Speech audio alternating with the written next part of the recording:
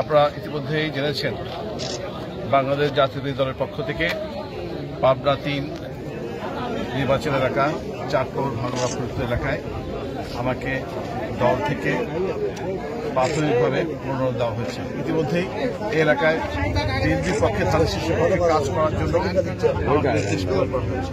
আমি দলের নির্দেশ পেয়ে ইতিমধ্যেই গত ৪ তারিখ থেকে আমি এলাকায় সন্দেশ শেষের জন্য বিএনপি নেতা কর্মীদের সঙ্গে নিয়ে কাজ করছি। আজকেও তার অংশ হিসাবে আজকে এখানে এসেছি। সবচেয়ে বড় কথা, আমি অত্যন্ত খুশি হয়েছি এলাকাতে এত বিএনপি নেতা কর্মী সমর্থন, তা আমি আগে বুঝতে পারিনি। যাই হোক, আমরা আশা করি যে একটি সুষ্ঠু নির্বাচন হলে এলাকার ৮০ থেকে ৯০% মানুষ ধানের শীষের পক্ষে ভোট দেবে।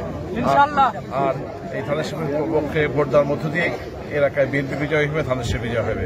আর আমরা সারা বাংলাদেশে বিএনপি যে জনপ্রতি রয়েছে, জনপ্রতি কাজে লাগিয়ে সারা বাংলাদেশে এক সংখ্যাগরিষ্ঠ অর্জন করার মধ্য দিয়ে বিএনপি সরকার গঠন করবে। আর সরকার গঠন করা হলেই আমরা আশা করি এই এলাকায় একটা অবহেলিত এলাকার অনেক উন্নয়ন ছোঁয়া লাগেনি। এলাকা স্বৈরশাসনের কবলে, ফ্যাসিস্টের কবলে তারা তাদের ব্যক্তিগত উন্নতি করেছেন, বা এলাকার উন্নয়ন তেমন হয়নি।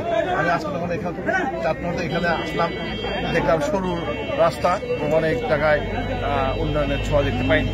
আমি মনে করি যে যদি এখানে বিএনপি প্রার্থী বিজয় হয়, তাদের সে বিজয় হয়, বাংলাদেশের বিএনপি ক্ষমতা আসে, অবশ্যই এলাকার মানুষের কাঙ্ক্ষিত উন্নয়ন এবং তাদের স্বপ্ন পূরণ করার জন্য আমি সর্বতভাবে চেষ্টা করব। আপনারা আমাদের দোয়া করুন।